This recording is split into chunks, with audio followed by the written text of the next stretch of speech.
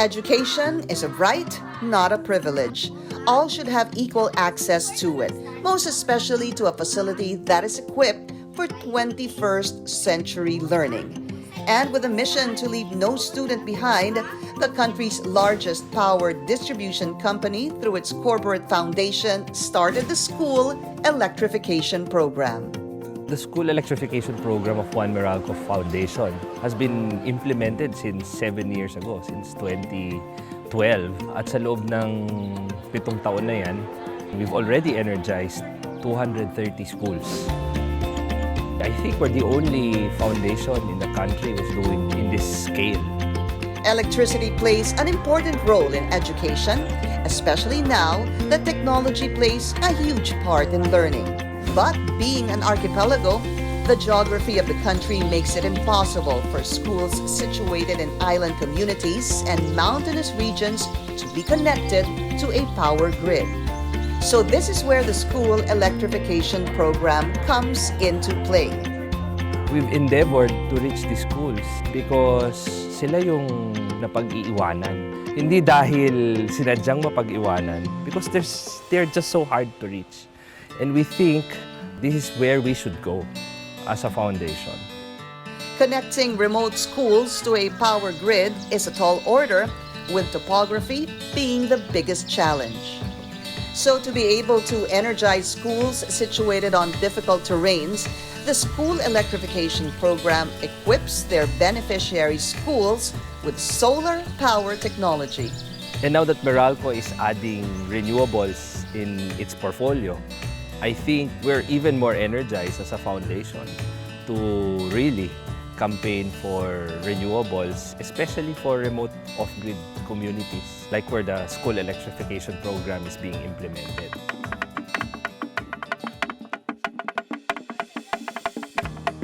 And upon hearing the plight of the students and teachers of Datal Basak IP Integrated School, the corporate foundation extended its support and program to help energize the school.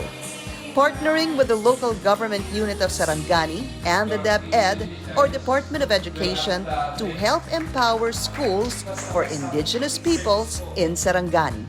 Napakahalaga po ng ganito, mayroon na tayong kuryente. Malaking tulong talaga ang itong pailaw, itong kuryente. Lalo na ngayon, may TV pa, may laptop, may printer. Very helpful, especially in areas na walang electricity. Like for example, in Sarangani Division, out of 319 schools, there are 35 schools na walang kuryente. So talagang malaking tulong itong kuryente ng binigay ng One Meralco Foundation. More than electrification, the multimedia equipment donated by employees of the company also heightens the students' enthusiasm for learning, as well as boosting the teachers' passion for teaching. Kanto dang tono dang one kam TV na gawan te galamang na kam story dang tono nang samut kwanting dang samut ne dang hall te kligalo para dabe school me dang nga kligalo ne. Iba kasi yung nakikita rin ng mga bata kasi nakukuha yung atensyon nila eh. Yung guro natin naghahanda ng lesson plan. Ginagawa natin na PowerPoint presentation.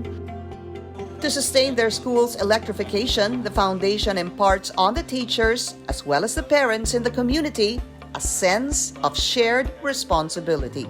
Natututo sila ng energy management, di ba? Alam nila kung paano gamitin ng tama yung mga solar power equipment.